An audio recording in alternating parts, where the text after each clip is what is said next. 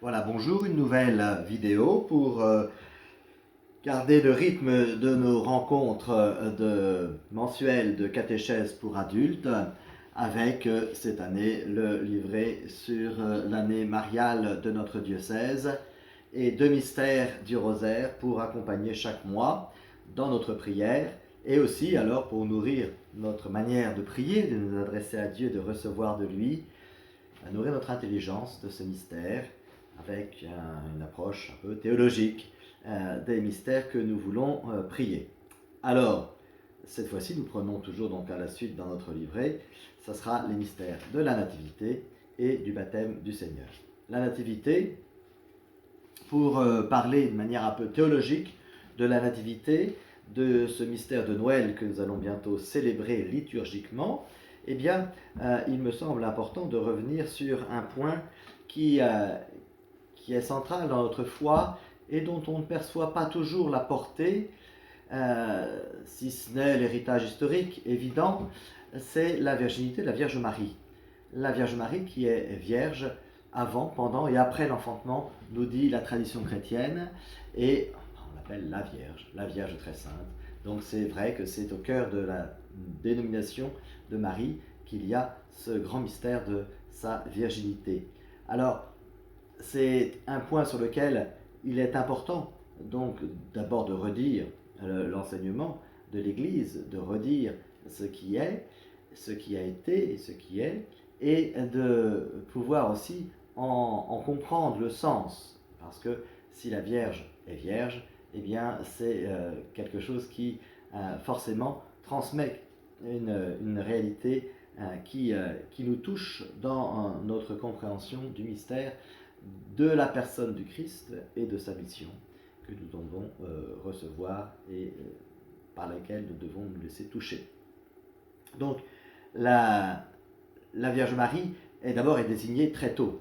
C'est la première, la cousine Élisabeth, qui rend grâce à Dieu que la mère de son Seigneur puisse venir à elle, la mère de son Seigneur. Il y a quelque chose de très fort. La Vierge Marie est désignée dans toute la tradition biblique et historique comme la mère du Sauveur, la mère de Dieu, dans le mystère d'une vraie maternité et en même temps d'une maternité qui ne peut pas être comparable à celle que nous connaissons humainement, parce que bien sûr, elle va incarner celui qui est Dieu et qui est de toute éternité. Elle n'est pas simplement comme n'importe quelle mère qui va engendrer, donner la vie à un être nouveau, dont l'âme est créée d'une manière ponctuelle par Dieu pour un tel être humain qui vient à la vie. Là, nous avons une conception déjà qui se fait différemment, puisque c'est l'Esprit Saint qui couvre la Vierge Marie, c'est Dieu lui-même qui vient en elle et qui va prendre un corps. C'est l'incarnation, le mystère de l'incarnation, qui est une vraie incarnation, et comme c'est une vraie incarnation, eh bien Marie est une vraie mère, une vraie maman de cet enfant dont elle donne le corps, elle porte le corps, elle transmet, elle donne la vie à ce corps. Alors il y a cet accompagnement, cet investissement de Marie dans sa chair auprès de l'enfant Dieu. Et puis en même temps, comme c'est la deuxième personne de la Trinité, que c'est Dieu lui-même, eh bien la maternité de Marie ne peut pas être comme les autres, bien sûr. Alors qu'est-ce que nous dit cette virginité? D'abord, elle est annoncée, Isaïe en parle, et c'est la Vierge qui enfantera, voilà, donc quelque chose qui n'a pas de sens en soi dans les prophéties, qui n'a pas de sens en soi dans l'histoire de l'humanité, et qui pourrait être raillé, et qui continuera d'être raillé régulièrement par tous ceux qui prennent les choses d'une manière extérieure à une volonté, même pas une compréhension. C'est même pas ceux qui ne comprennent pas qui se moquent, c'est ceux qui ne cherchent pas à comprendre, qui ne cherchent pas à accueillir le mystère et qui veulent tout vivre et comprendre d'une manière uniforme et superficielle. Alors il y a dans cette virginité déjà un mystère de profondeur qu'il nous faut accueillir et accueillir dans notre foi, par notre foi et aussi donc dans notre raison. Isaïe l'annonce, et donc donc il y avait bien une volonté de Dieu d'être désigné, d'être compris comme cela dès l'Ancienne Alliance.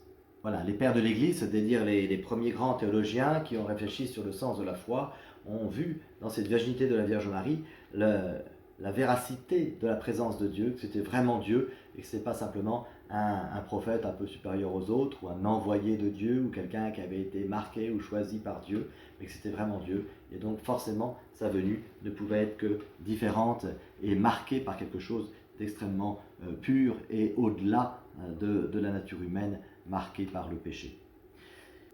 Les récits évangéliques vont montrer cette virginité de la Vierge Marie comme une réalité qui est éminemment divine. C'est l'initiative de Dieu. Et c'est Dieu qui prend l'initiative et qui garde l'initiative dans sa mission qui devient terrestre. C'est ça qui est très important aussi. Ce n'est pas simplement une appropriation ou une volonté de mettre en place un système ou une idéologie. C'est vraiment un mystère divin qui vient se mettre à la portée de l'humanité. Et en cela, eh bien, il faut que l'humanité soit élevée pour pouvoir accueillir ce don divin qui partagera toute notre nature et qui en même temps restera divin. C'est la personne même du Fils, la personne de Jésus. La foi, la conception virginale de la Vierge Marie est vraiment quelque chose qui, dans l'histoire, a été en but à la contradiction, qui a été raillé et qui l'est encore sous les formes modernes maintenant, mais qui l'a été aussi dans toutes les traditions philosophiques qui se sont opposées à l'Église. Et si l'Église, dès le départ, malgré cette incompréhension de la philosophie et des sciences humaines, si l'Église est restée ferme dans cette affirmation, c'est que effectivement il se joue quelque chose d'essentiel et que la virginité de la Vierge Marie vient comme exprimer une vérité qui est d'au-delà, Et c'est cette virginité qui va nous permettre d'accueillir le Christ, non pas comme une fabrication humaine de la volonté, de l'intelligence et du corps, mais véritablement comme un don de Dieu qui vient au milieu de nous, qui est présent au milieu de nous. Marie toujours vierge, alors c'est non seulement l'état de la Vierge Marie au départ, dans sa conception, mais aussi dans l'enfantement, et après, elle demeure dans sa mission en même temps mère et vierge. C'est l'enfantement de l'enfant, bien sûr, de Jésus, et c'est toute sa mission après de permettre à ce nouvel Adam de porter la présence de Dieu dans le monde, et elle-même, elle va continuer à vivre quelque chose de cette maternité vis-à-vis de Dieu, et par cette maternité réelle de Dieu, elle va pouvoir aussi avoir une maternité spirituelle sur l'ensemble de l'humanité, et ce rôle unique dans toute l'histoire de l'humanité, la Vierge Marie va l'assumer à travers ce qu'elle est au départ, ce qu'elle est restée et ce qu'elle est encore pour nous, cette mère et cette Vierge, cette mère qui nous donne quelque chose de la maternité qu'elle a portée en nous donnant le Christ, et sa virginité qui permet effectivement de porter haut notre vie de foi, notre réponse au Seigneur par ses mains virginales portées vers Dieu. On nous dit que dans le catéchisme de l'Église catholique, que la naissance du Christ n'a pas altéré mais consacré la virginité de la Vierge Marie pour qu'elle continue à être mère et vierge tout à la fois. Parce qu'elle donne le Fils, elle le donne au monde, elle nous le donne à nous. C'est cela qui est très important. Elle n'arrête pas d'être vierge, elle continue d'être vierge pour continuer à porter dans cet écrin de pureté la présence de Dieu. Alors, on a objecté que l'Évangile nous parle des frères de Jésus, et la tradition est historique et portée par l'Église depuis 2000 ans, c'est de nous rappeler que la fraternité, lorsqu'on parlait des frères, eh bien c'était la famille large que l'on vivait à travers les cousins, à travers les enfants qui avaient été élevés ensemble. Et il y a bien sûr aussi une ouverture à travers cette fraternité, bien sûr, à la fraternité universelle que le Christ porte en lui pour nous aider à vivre nos liens humains et sociaux. Alors pourquoi Dieu a voulu dans son projet que celle qui porterait sa présence corporelle au monde soit et demeure vierge? Eh bien, c'est pour conserver et porter toute la mission du Fils. Ce n'est pas simplement la Vierge en elle-même qui aurait eu ce mérite pour elle-même, mais elle l'a eu pour révéler et transmettre le Seigneur, et puis en même temps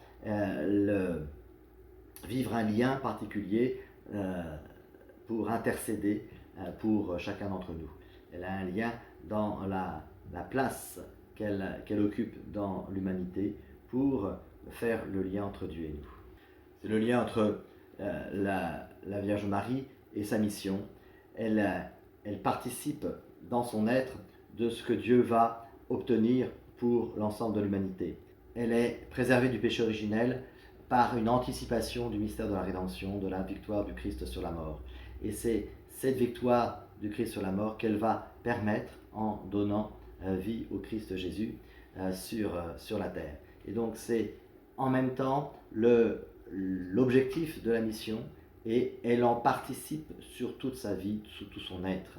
Elle n'est pas simplement après la rédemption, elle est déjà dans cette place unique dans l'histoire du salut, celle qui bénéficie des largesses de Dieu, qui bénéficie le mystère de la rédemption, pour pouvoir faire en sorte que ce mystère de la rédemption soit donné à l'ensemble de l'humanité. Enfin, la Vierge Marie est vierge, et c'est important pour nous parce que sa virginité va être le signe de sa foi et de cette pureté de la foi qui est notre lien avec Dieu. Et c'est cette foi que nul doute va altérer pour garder ce lien avec le Seigneur et permettre une adéquation entre notre volonté et celle de Dieu. Donc la Vierge Marie permet que notre foi nous mène jusqu'au Seigneur, et que ce ne soit pas simplement une foi qui vacille. Bien sûr, elle va vaciller, mais elle est capable d'être plus forte que tous les doutes, que toutes les questions, que toutes les épreuves que nous rencontrons, et cela par le don du Seigneur qui nous est donné à travers la présence et l'exemple de la Vierge Marie. Voilà, donc il y a ce lien dans le mystère de la chair transmise, mais aussi et surtout pour nous, maintenant 2000 ans après, dans le mystère de la foi transmise et accompagnée par la présence et la mission de la Vierge Marie, qui enfante en nous la présence de Dieu, comme nous allons le célébrer dans le mystère de Noël. Voilà, et pour terminer, il y a toujours ce lien que les textes du magistère de l'Église font sur la fonction, le rôle de la Vierge Marie dans l'histoire, et la fonction et le rôle de l'Église, qui est aussi Vierge et Mère, c'est-à-dire qui est habitée par l'Esprit Saint comme source de vie pure, et puis Mère, dans le sens où elle engendre des enfants nouveaux à la vie d'enfants de Dieu. Donc il y a ce rôle de la Vierge Marie de nous permettre de comprendre, d'approfondir et d'accueillir la mission de l'Église, qui porte à travers les vases d'argile que nous sommes, qui porte la sainteté de Dieu, qui porte la mission divine que l'Église continue à travers ce qu'elle enseigne, à travers ce qu'elle transmet de la grâce, à travers les choix qui sont les siens pour que les hommes soient accompagnés par la sainteté de Dieu, et autant que ce soit possible, que la sainteté des hommes puisse être un témoignage de cette sainteté de Dieu. Et c'est en cela que l'Église est sainte, malgré la noirceur de la vie de certains de ses membres. Elle est la source de la vie par cette mission divine que la Vierge Marie exprime d'une manière parfaite. Voilà, ce qui nous permet d'entrer dans le mystère de l'Église par le lien, par l'exemple et la vie de la Vierge Marie. Voilà pour ce premier thème sur la virginité de la Vierge Marie. nous prenons un deuxième thème qui est le baptême du Seigneur. Alors le baptême du Christ, c'est véritablement un moment important, inaugural de toute la mission qu'il va accomplir au milieu des hommes. Ce baptême, il est important de le comprendre théologiquement parce qu'il est l'acceptation et l'inauguration de sa mission. Et non pas le commencement, ce n'est pas le moment où il va commencer à être Dieu, là aussi c'est une hérésie qui a existé, qui existe peut-être encore dans l'histoire de l'Église, ce qu'on appelle l'adoptionnisme, qui aurait fait que Jésus aurait pris conscience de sa mission ou que Dieu l'aurait adopté comme son fils à ce moment-là pour l'envoyer en mission. Non, le baptême c'est d'abord une inauguration et une manifestation de la Trinité d'abord, parce que c'est le Père, le Fils et le Saint-Esprit qu'on retrouve dans cette manifestation du Jourdain. Et puis, c'est une entrée sur le chemin d'une mission particulière et un lien avec toute la tradition de l'Ancien Testament qui vient le désigner. Voici l'agneau de Dieu qui enlève le péché du monde.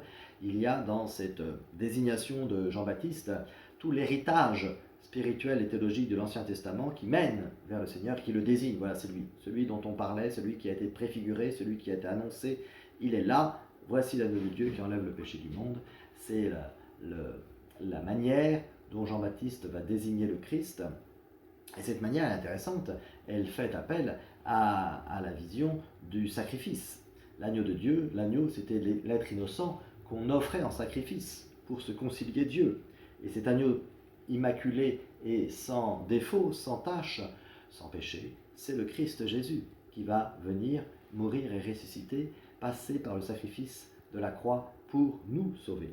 Alors, c'est l'accomplissement de toute l'ancienne alliance, et dans ce moment inaugural de sa mission est déjà annoncé, est déjà présent le mystère de la rédemption, pour bien nous faire comprendre que la mission du Christ est un tout. Il va enseigner, il va dire des choses, il va faire des signes, poser des signes importants, il va vivre cette passion et cette résurrection, mais l'ensemble est cohérent et l'ensemble porte le salut de toute l'humanité. Et donc Jean-Baptiste va l'exprimer comme un prophète, au-delà de son intention personnelle, mais à travers les mots qu'il dira et le geste de désignation. Voici l'agneau de Dieu qui enlève le péché du monde. Dans ce baptême de Jésus, il y a aussi une partie importante, c'est l'adhésion au mystère de Dieu. C'est ces disciples qui étaient devenus disciples de Jean-Baptiste qui vont aller vers le Christ. Jean-Baptiste qui va s'effacer pour que ceux qui humainement l'avaient suivi, qui avaient été touchés par son enseignement, par son exemple, par ces rites qu'il célébrait, eh bien, qu'ils puissent comprendre que ces rites, ce baptême d'eau qu'il effectuait, mènent à une réalité spirituelle, le baptême dans l'Esprit Saint, que celui qui vient après moi vous donnera. Voilà, et ça y est, il arrive, c'est Jésus. Eh bien, c'est ce cheminement humain, on pourrait dire psychologique, on pourrait dire social, eh bien, va s'accomplir pleinement à travers cette manifestation du baptême de Jésus dans le Jourdain, et nous sera donné alors de pouvoir suivre le Christ. Il y a dans cette rencontre non seulement de Jean-Baptiste, mais de cette foule, de ses disciples qui étaient là avec le Christ, le chemin que nous avons à suivre, nous personnellement, d'aller vers le Christ et de le reconnaître comme celui qui est mon enfant bien-aimé, la voix du Père, celui-ci est mon fils bien-aimé, voilà, qui le désigne comme celui que nous avons à accueillir et par lequel nous avons à vivre pleinement. Il y a dans cette scène de l'Évangile le lien entre l'Ancien Testament et le Nouveau. Il y a l'unité de la mission du Christ, être celui qui sera offert en sacrifice pour le salut du monde. Il y a le lien que nous avons à établir avec le Christ comme un chemin à suivre, comme une personne, être disciple. Voilà, nous avons à apprendre à être disciple, et pour cela, eh bien, Jean-Baptiste a ce rôle de médiateur. Il nous rassemble et il nous offre et il nous permet, nous donne les capacités de suivre le Christ. D'où sa place et son importance dans ce temps de l'Avent, Jean-Baptiste, de nous disposer, de nous travailler pour que nous puissions suivre le Christ. Et puis il y a la question du baptême, parce que forcément quand on parle du baptême du Christ, eh bien les personnes pensent facilement le lien avec le baptême chrétien. Effectivement, il y a un lien, mais on ne va pas dire que Jésus a été baptisé au nom du Père et du Fils et du Saint-Esprit, il est le Fils. Donc il nous fait entrer dans l'ère nouvelle qui nous donnera la grâce et l'enfantement divin, la filiation divine à travers l'eau du baptême. Et il va nous donner cette source de vie qu'est le sacrement de notre baptême chrétien, mais ce n'est pas du même ordre. Le baptême d'eau, le baptême signe de conversion que donnait Jean-Baptiste, il est une préparation vétérotestamentaire de l'Ancien Testament, une préparation à découvrir la source de la grâce pour nous et la portée alors que notre baptême, que ces quelques gouttes d'eau versées sur nous la plupart du temps quand nous étions bébés, la portée de cela pour notre vie d'aujourd'hui et notre éternité de demain. Donc c'est cela qui est l'enjeu du baptême du Christ, nous faire découvrir ce que nous allons recevoir, ce que lui va permettre que nous puissions recevoir un jour dans la grâce du baptême.